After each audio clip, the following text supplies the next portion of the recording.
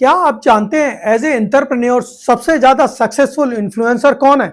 I am sure number one का नाम सुनकर आप सरप्राइज हो जाएंगे। 9,300 करोड़ से ज्यादा के एनुअल टर्नओवर के साथ और कोई नहीं, बाबा रामदेव। जी हाँ, जहां आजकल के सोशल मीडिया इन्फ्लुएंसर बिजनेस चलाने का स्ट्रगल कर रहे हैं, वहीं अपने बाबा जी बड़ी बड़ी नेशनल और मल्टीनेशनल कंपनीज को टक्कर दे रहे हैं। मैं हूं आपका दोस्त अमर सोलंकी। आइए इस वीडियो में समझते हैं बाबा जी की सक्सेस का राज क्या है। दोस्तों, इन्फ्लुएंसर ये सोशल मीडिया का ट्रेंडिंग वर्ड है, लेकिन ऐसा नहीं है कि सोशल मीडिया से पहले इन्फ्लुएंसर नहीं थे।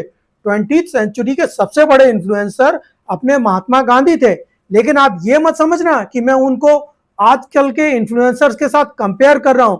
मास ऑफ पीपल को इन्फ्लुएंस करके कोई ना कोई टारगेट अचीव करना, यही तो इन्फ्लुएंसिंग का पर्पस है। और ये पर्पस हर किसी का अलग अलग हो सकता है। एक अच्छा इन्फ्लुएंसर वो होता है जिसके फॉलोअर्स उस पर अटूट विश्वास करते हैं। फॉलोअर्स को आप पर इतना विश्वास होना चाहिए कि आप जो भी कहें वो यही माने कि वो सच है और उनके अच्छे के लिए है।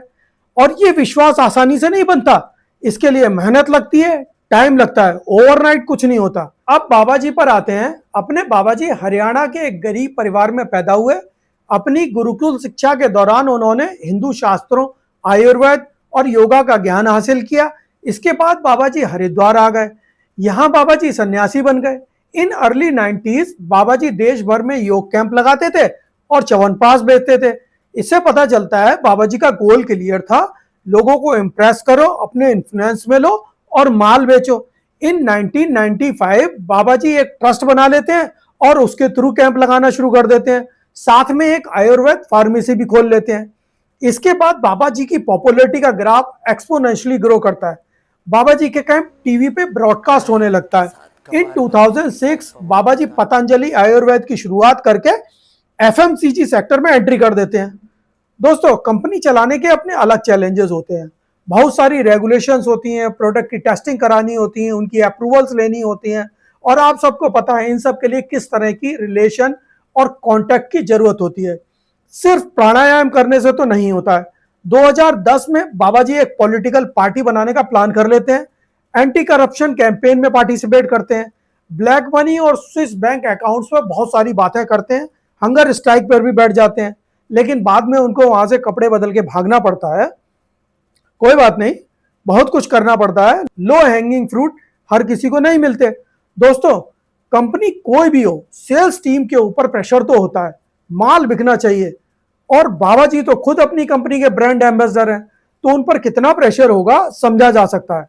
पता है होता क्या है कि एक इन्फ्लुएंसर को दिखाना पड़ता है कि वो पब्लिक के अच्छे के लिए काम कर रहा है और उनकी केयर करता है, क्योंकि हम ना प्रोडक्ट की क्वालिटी और उसकी रिलायबिलिटी को ब्रांड एम्बेसडर की वैल्यू से को रिलेट करके देखते हैं। लेकिन अब तक बाबा जी को यह तो पता चल गया था कि वो जो कहते हैं पब्लिक विदाउट आर्गुमेंट एक्सेप्ट कर लेती है, तो उन्होंने भी सेल्स बढ़ाने के लिए वही किया जो ज्यादातर ब्रांड एम्बेसडर करते हैं। उसके बाद उन पर और उनकी कंपनी पर फेक और ओवर क्लेम करने के इल्जाम लगे। एक्चुअली एक इन्फ्लुएंसर को डिस्कशंस और स्क्रीन पर अपनी प्रेजेंस बनाए रखना बहुत जरूरी होता है, अब चाहे उसके लिए कुछ भी क्यों ना करना पड़े। तो बाबा जी ने टीवी शोज में आना शुरू कर दिया। बड़ा धंधा बनाने के लिए योग फैन फॉलोइंग से आगे निकलने की जरूरत थी। और अगर फिर भी कुछ ना हो तो आसान तरीका होता है कंट्रोवर्शियल स्टेटमेंट दे दो। तो भाई बाबा जी ने भी यही किया। कोरोना की टेस्टिंग और उसके ट्रीटमेंट और एलोपैथी को लेकर भर भर के स्टेटमेंट दे डाले। फिर क्या था, discussion begin, Baba ji on screen, बाद में अपॉलॉजी भी दे दी। लेकिन तब तक काम तो हो ही गया था। वैसे भी अपॉलॉजी कहाँ पब्लिश होती है किसी को कहाँ पता चलता है। लेकिन यह सब इतना आसान भी नहीं होता। बाबा जी को कोर्ट कचहरी करना पड़ा। अप्रैल 2024 में उनके 14 प्रोडक्ट की मैन्युफैक्चरिंग को सस्पेंड कर दिया गया। फिर बाबा जी अपने शरबत की लॉन्चिंग में एक नया एंगल जोड़कर अलग ही तरह की मार्केटिंग का एक्सपेरिमेंट करते हैं। बाद में कोर्ट के इंटरवेंशन के कारण बाबा जी को सब कुछ वापस लेना पड़ता है। फिर भी इन सब से बाबा जी अपना काफी काम तो कर ही लेते हैं। बाबा जी में एक बात बहुत अच्छी है, जल्दी से अपना काम करते हैं और फिर अपनी गलती मान लेते हैं। डिस्प्यूट को ज्यादा लंबा नहीं खींचते। अब सवाल ये उठता है, योग गुरु तो और भी हैं, उन्होंने भी अपना धंधा बनाया है, लेकिन बाबा जी जैसी फैन फॉलोइंग और धंधा किसी का नहीं है। अब आपको कमेंट करके यह बताना है कि वो कौन कौन से डिफरेंशिएटर हैं जो बाबा जी को बाकी सबसे अलग बनाते हैं। एज पर माई अंडरस्टैंडिंग बाबा जी की dressing is one of them. Video अगर अच्छी लगी हो तो लाइक शेयर कर देना और अच्छी अच्छी वीडियो देखने के लिए चैनल को सब्सक्राइब करना मत भूलना। Thanks for giving your valuable time.